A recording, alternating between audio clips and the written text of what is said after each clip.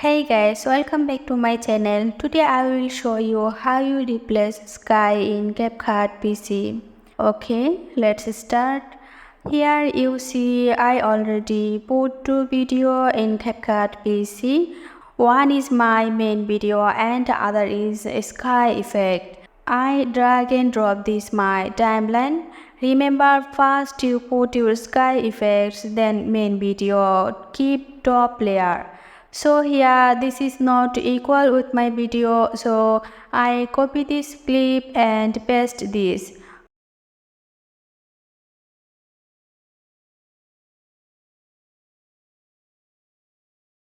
Okay, now go to your main video, select this and go to cutout. Then select chroma key because my background is one color.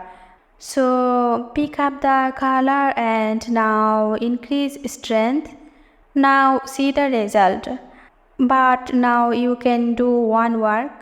Go to filter and add nature in the whole video.